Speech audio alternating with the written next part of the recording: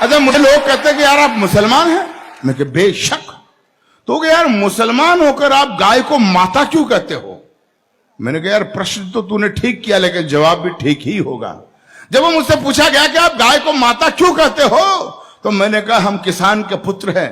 जब मैं 3 बरस का बच्चा था, छोटा, मेरी माँ गाय का चारा पानी करके, नहला धुलाकर, मालिश वगैरह करके जब गौ माता का दूध निकालती थी, और गौ माता का दूध जब मेरी माँ मुझे पिलाती थी, तो मुझे दूध देते वक्त गौ माता ये नहीं देखती थी कि ये बच्चा हिंदू का है या मुसलमान का है।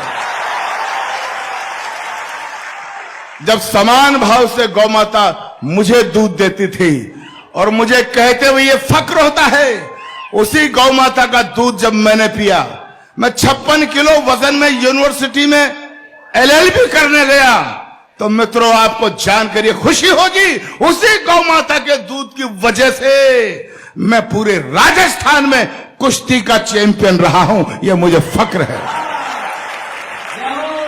युगों युगों से भरत भूमि की शान रही गौ माता है। इस मिट्टी के कण कण की पहचान रही गौ माता है। गौ माता है जिसका अमृत पी के खुद को खड़ा किया। गौ माता है जिसने हमको पाल पोष कर बड़ा किया। गौ माता है जिसकी चर्चा त्रिभुवन में पर्याप्त हुई। गौ माता है जो समुद्र मंथन से हमको प्राप्त हुई। गौ माता है जिसके निस्दिन गुरु वशिष्ठ गुण गाते थे। कृष्ण कन्हैया नटवर नागर जिसका यश दोहराते थे।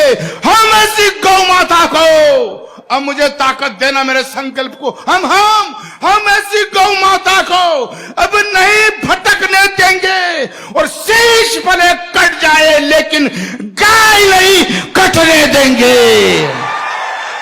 अरे भाई इतना हल्ला, मजा आ गया।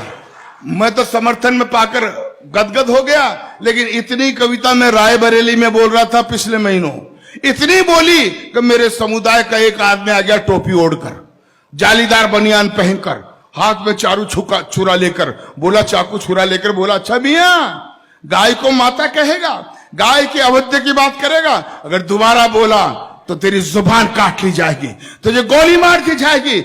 मित्रों वो मुझे धमकाते रहते हैं, लेकिन पूरा देश जानता है जब से मैंने कविता लिखी है, मैं हर मंच पर इसे पढ़ता आ रहा हूं, और मुझे धमकाने वाले मेरा बाल भी बाका नहीं कर सके। क्यों? क्योंकि मैं अच्छी तरह से जानता हूं कि संकट कटे मिटे सब पीरा, जो सुमरे हनुमत बलबीरा। जिस आंगन में गाय नहीं वो घर भूतों का डेरा है। जिस आंगन में गाय नहीं रहता घनघोर अंधेरा है, और जिस आंगन में गाय नहीं वो घर भूतों का डेरा है। अरे जिस आंगन में गाय नहीं, अगली पंक्ति में समर्थन देना, जिस आंगन में गाय नहीं यमदूत वहां पर हंसते हैं, और जिस आंगन में गाय बंधी हो देव वहां जा बसते हैं।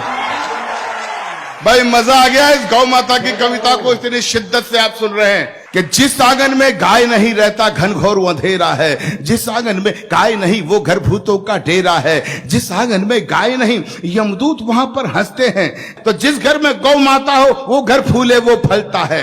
जिस घर में गौ माता हो खुशियों का दीपक जलता है। जिस घर में गौ माता हो उस घर के भाग संवर जाते। गाय पूंछ को पकड़ लोग वैतरणी पार उतर जाते। तो गौधन का वध करने वाले, गौधन का वध करने वाले द्रोही कंस कहते हैं, और गौपालक के घर में बंसी नटवर शाम बजाते हैं।